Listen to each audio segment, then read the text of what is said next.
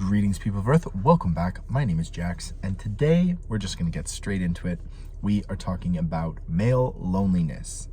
It's been talked about a little bit recently.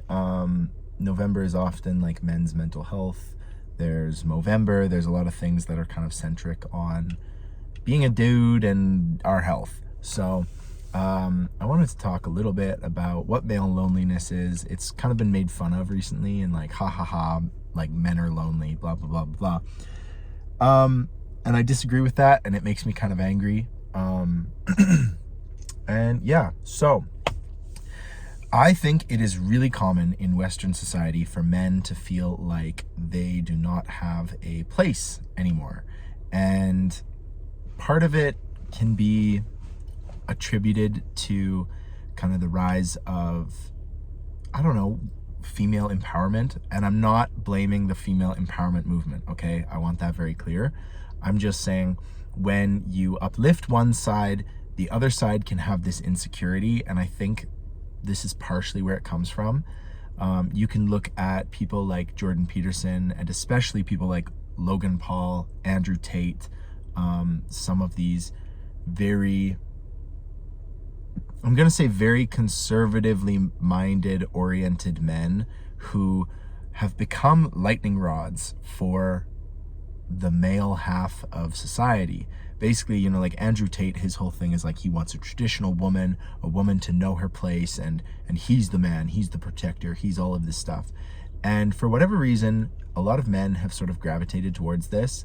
I think one of the reasons that men have gravitated towards this is because they're lonely and they don't have the proper communication skills. They don't have the proper socialization skills to feel confident talking to women, talking to potential partners, and navigating society. Because 50 years ago, you as a man, you could say whatever you want, you could act however you want, however foolishly or selfishly or any of that stuff, and you would really have no repercussions, especially if you're a white guy. You would have all the power you wanted in the workroom, around the dinner table, in politics, in religious spaces. As a man 50 years ago, you had a lot of power. You had a lot of just inherent ability to manipulate the situation, control what was being said, control all of that stuff.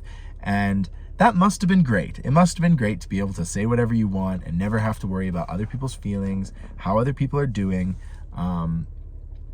But I'm very glad we don't live in that world anymore.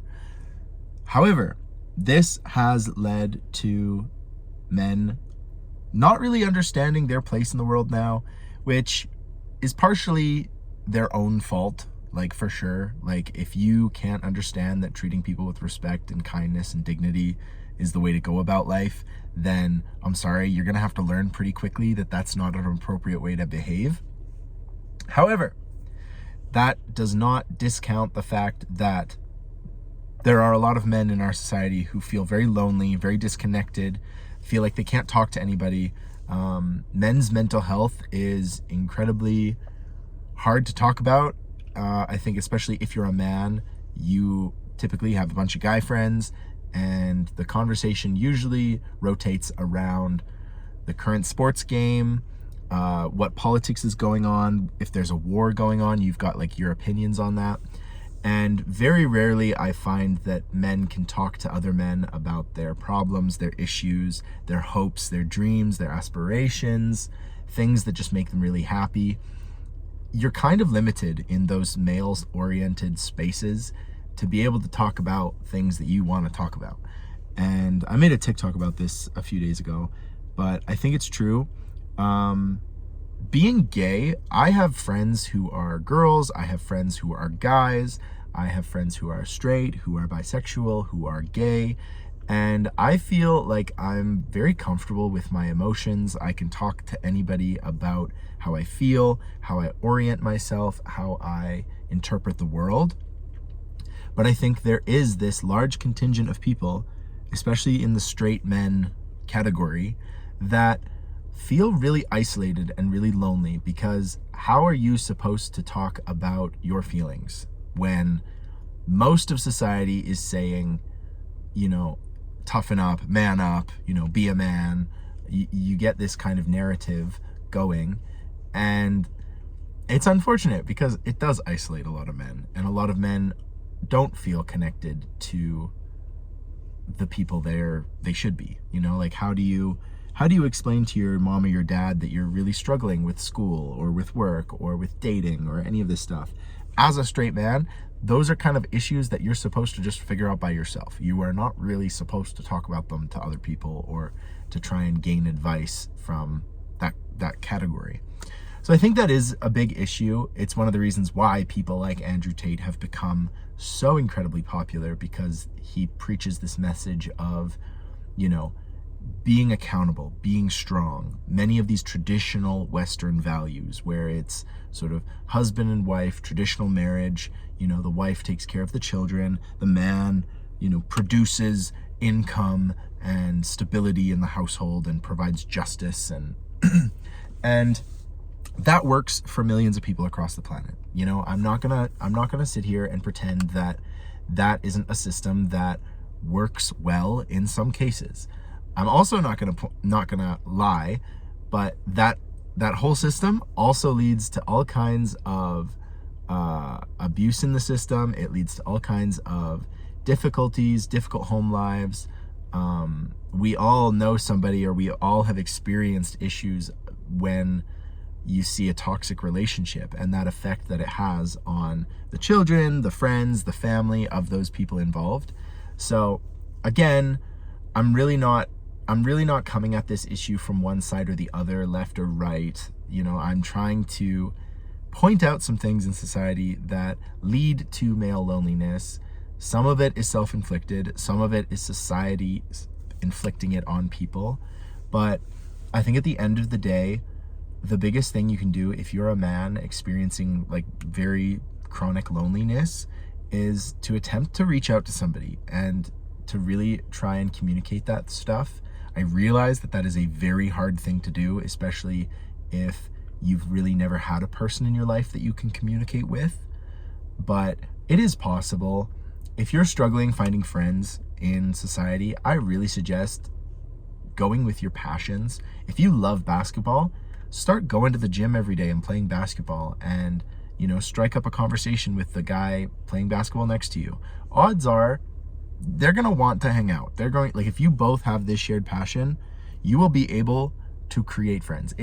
I know a lot of people say it's so hard to make friends in 2023, 2024, whatever, but I do not believe that. I think if you have a passion for something, whatever it may be, there are outlets that you can meet people. You can use online resources. You can just meet people in situations like at the bar, at the library, at the gym, at a specific training course that you're interested in.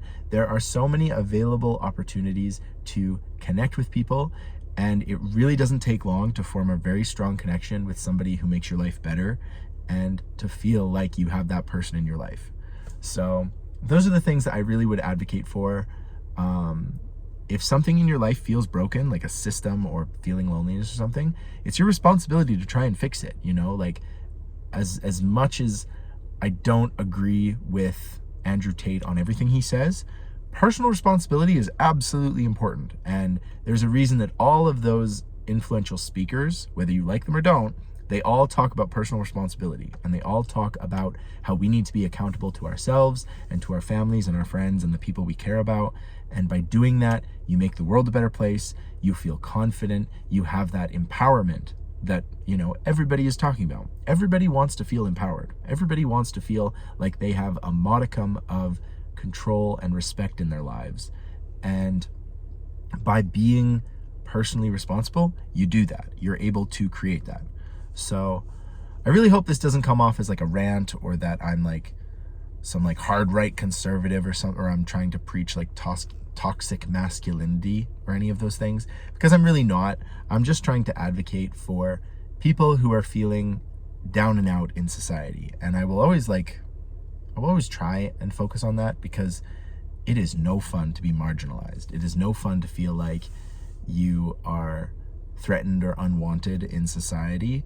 So regardless of who you are and your economic background, your skin color, whatever, I think we just have to have compassion for everybody Nobody's life is easy.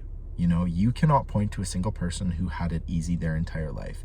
Everybody has struggles. Everybody's loved ones get sick. Everybody has problems in relationships. These are common things that we all go through, and nobody gets a free ride. And I really hope that we're able to see that and just live with this compassion inside of everyone, because it's so much easier to live your life like that. So I thank you guys for watching.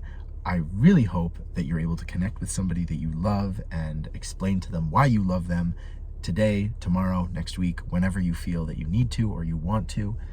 And as always, guys, I will talk to you guys tomorrow.